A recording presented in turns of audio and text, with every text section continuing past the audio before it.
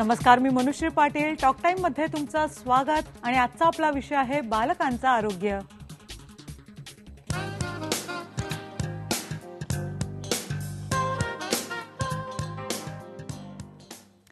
आपलं मूल शारीरिक तसंच मानसिकरित्या सुदृढ व्हावं अशी प्रत्येक पालकाची इच्छा असते.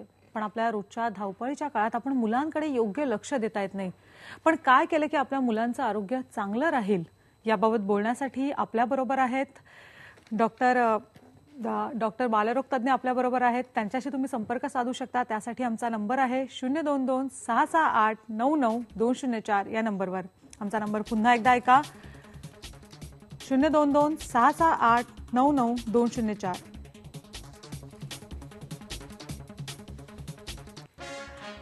डॉक्टर, आपण नॉर्मली आपलं बाळ जन्माला आलं पण ते आजारी आहे हे नेमकं पालकांनी ओळखायचं कसं? फार महत्त्वाचा प्रश्न आहे, कारण नवजात अर्भक हे बोलू शकत नाही. त्यांची भाषा, रडणं हीच त्यांची भाषा असते. तर बरेचदा या 3-4 गोष्टींकडे लक्ष ठेवणं पालकांनी खूप आवश्यक आहे.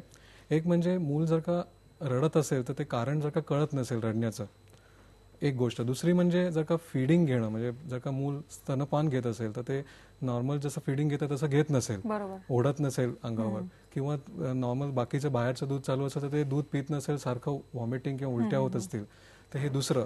नंतर फार महत्त्वाचं म्हणजे मूल ऍक्टिव्ह आहे की नाही, म्हणजे त्याची ऍक्टिव्हिटी कशी आहे. मूल सुस्त आहे, त्याची ऍक्टिव्हिटी कमी आहे, हालचाल कमी आहे का नॉर्मल खेळतंय मूल, खेळकर आहे, हे बघणं फार महत्त्वाचं असतं. आणि चौथं आणि महत्त्वाचं म्हणजे लघवीचं प्रमाण किती आहे, युरिन करण्याचं प्रमाण मुलाचं किती आहे. नॉर्मली 24 तासामध्ये मुलांचं म्हणजे नवजात अर्भक साधारण 5 ते 6 वेळा चांगल्या क्वांटिटीमध्ये लघवी करणं आवश्यक आहे. जर का ते प्रमाण कमी असेल तर ह्या 4 गोष्टी फार महत्त्वाच्या आहेत की ज्यामुळे पालकांना पटकन कळू शकेल की आपलं मूल हे स्वस्थ आहे का त्याच्यामध्ये अस्वस्थ आहे. म्हणजे मुलांच्या रोजच्या जर त्याच्या वागण्याकडे लक्ष दिलं तर कुठेतरी पालकांना कळू शकतं की आपण त्याच्या आरोग्याबाबत म्हणजे अगदी म्हणजे डोळसपणे जर का तुम्ही मुलाला बघितलं, त्याची भाषा, रडण्याची भाषा आहे ती ओळखायचा प्रयत्न केलात तर तुम्हाला पटकन कळू शकेल की मुलाला आपल्याला काय होतं एक्झॅक्टली, आणि त्यासाठी डॉक्टरांचा सल्ला घेणं आवश्यक आहे की नाही. ओके डॉक्टर, एक फोन आलेला आहे. प्रणाली आपल्या बरोबर आहे. बोला प्रणाली.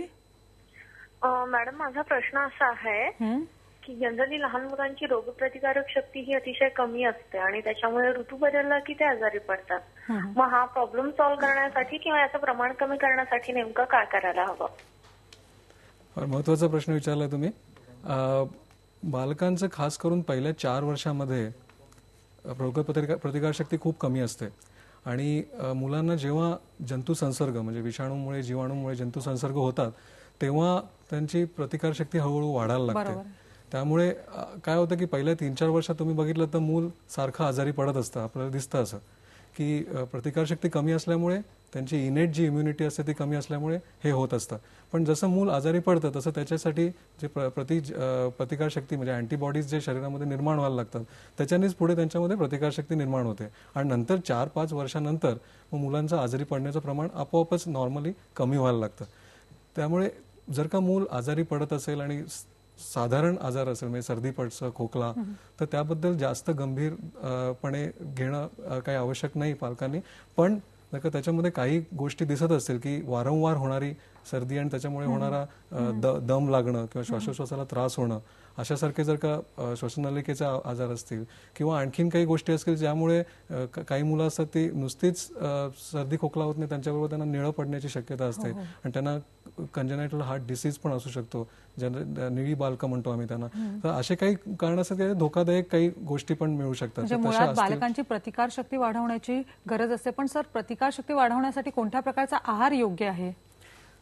प्रतिकारशक्ती वाढण्यासाठी मुलांचा काही गोष्टी आवश्यक असतात की त्या अगदी लहानपणापासून म्हणजे नवजात अर्भकापासून आपण करणं आवश्यक आहे. पहिलं म्हणजे पहिल्या 6 महिन्यात एक्सक्लुझिव्ह ब्रेस्ट फीडिंग म्हणजे स्तनपानाशिवाय काही द्यायचं नाही. हे फार महत्त्वाचं आहे, कारण आपल्या आईच्या स्तनामध्ये, दुधामध्ये बरीच अशा गोष्टी असतात अँटीबॉडीज की ज्या बाळाला उपयोगी पडू शकतात फाईट करण्यासाठी. म्हणजे रोगप्रतिकार शक्ती जी असते ती त्या दुधामधनं नॉर्मली, नॅचरली मिळते, नैसर्गिकपणे मिळते. तर ते पहिले 6 महिन्यात ते देणं आवश्यक आहे. दुधाव्यतिरिक्त दुसरी कुठलीही गोष्ट द्यायची नाही, म्हणजे अंगावरच्या दुधाव्यतिरिक्त. त्याच्यानंतर 6 महिन्यानंतर मग जे विनिंग फूड म्हणतो आम्ही की त्याच्यामध्ये खास करून प्रथिनांचा जास्त प्रमाणात वापर करणं, आणि हळूहळू विनिंग करणं, म्हणजे दुधावरनं जे आपण सेमी सॉलिड म्हणतो आम्ही, काही गोष्टी सेमी सॉलिड असतात त्या देणं त्यांना, म्हणजे भाताची पेज किंवा मुगाची डाळ आणि भात एकत्र करून पौष्टिक गोष्टी ज्या असतात आणि त्याच्यामधनं डाळीमधनं आपण प्रथिनं देतोय त्यांना. मांसाहारी असेल तर अंडामधनं आपण त्यांना प्रथिनं मिळत असतात आणि याच्यामधनं त्यांची प्रतिकारशक्ती त्यांचा हळूहळू सुरू करायला पाहिजे. फोन आलेला आहे, संभाजी आपल्या बरोबर आहेत. बोला संभाजी. बोला संभाजी, तुमचा प्रश्न विचारा. हॅलो, भाची माझी, तर तिला नेहमी सर्दीचा त्रास होतो असं कधी पण, तर त्यासाठी आपण काय काळजी घेतली पाहिजे? सर्दी होणं हा काही आजार नाहीये, हे एक लक्षण आहे. सर्दी होण्याची बरीच कारणं असतात, त्याच्यामध्ये खास करून आता थंडीमध्ये तुम्ही बघितलं तर विषाणूमुळे सर्दी होणं हे अगदी नॉर्मल गोष्ट आहे आणि ती बऱ्याच मुलांमध्ये होते. आणि दुसरी गोष्ट म्हणजे ॲलर्जीमुळे होणं, म्हणजे अतिहर्षता आम्ही जे म्हणतो, तर त्या ॲलर्जीमुळे जर का होत असेल तर कुठल्या गोष्टींचा संपर्क आल्यानंतर आपल्या मुलाला किंवा मुलीला सर्दी होते हे ओळखून काढणं फार जरुरी आहे. काही मुलांना धूर याचा संपर्क आला, काही मुलांना परागकणामुळे सकाळच्या वेळेला खूप सर्दी होते, काही मुलांना घरामध्ये पेट्स असतात त्यांच्या कॉन्टॅक्ट आल्यामुळे सर्दी होते, काही मुलांना फूड आयटम मधनं म्हणजे खाण्याच्या पदार्थांमधनं ॲलर्जी होते आणि त्याच्यामुळे सर्दी आणि पडसे होऊ शकतात.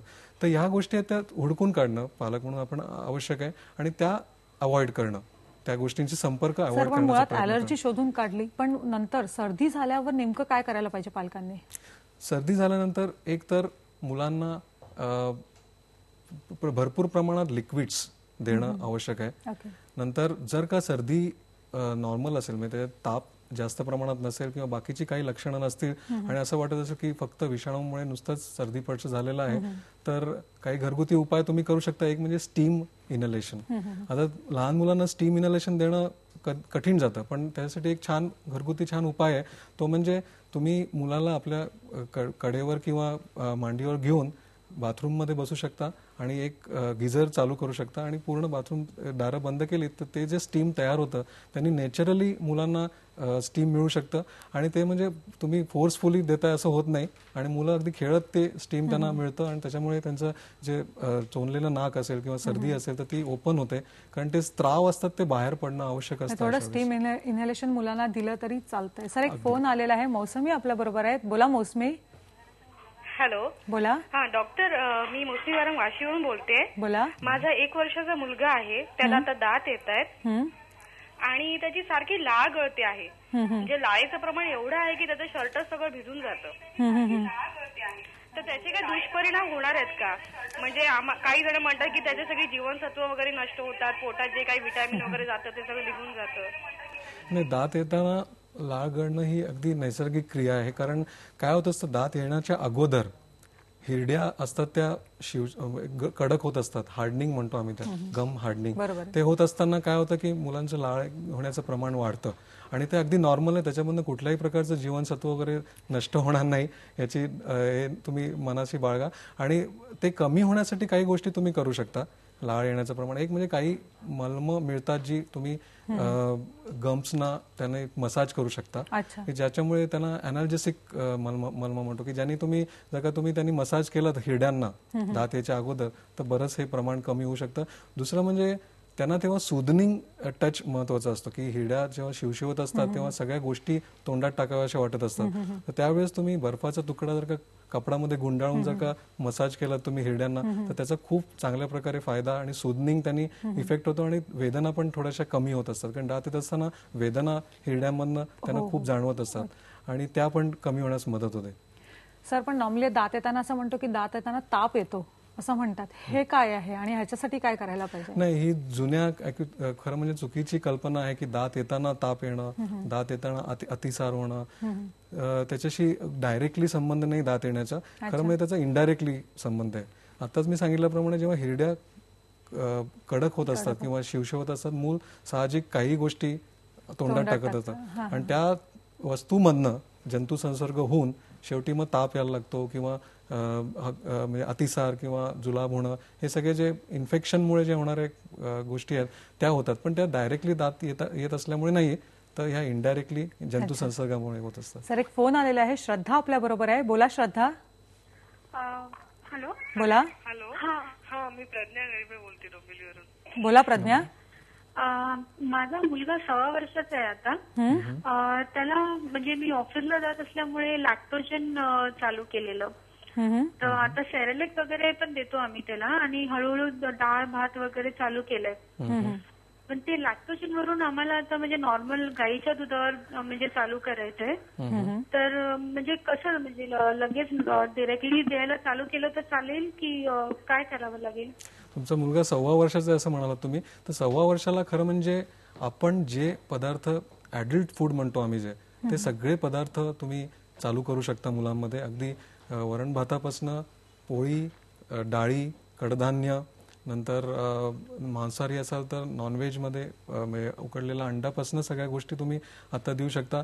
आणि फळं, पालेभाज्या या सगळ्या गोष्टींचं मिश्रण करून तुम्ही देऊ शकता. आणि ती सुरुवात खरं म्हणजे 6 महिन्यानंतर वयाच्या सुरू व्हायला पाहिजे, की जिथे आम्ही विनिंग म्हणतात, टर्न ओव्हर म्हणतो आम्ही, की जिकडे अंगावरच्या दुधावरनं आपण सेमी सॉलिड गोष्टी म्हणजे गोष्टी खाण्याच्या चालू करतो. आणि 1 वर्षापर्यंत त्या हळूहळू पातळ पदार्थ हळूहळू घट्ट करत जायचे.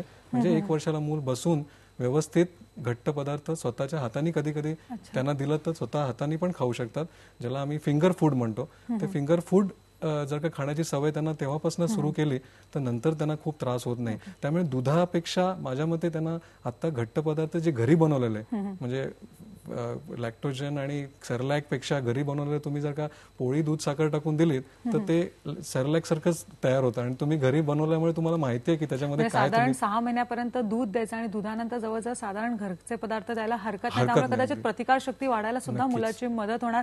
मुलांचं आरोग्य या विषयावर आपण असेच बोलणार आहोत, पण आता घेऊया एक ब्रेक. तेव्हा पहा फक्त IBN लोकमत.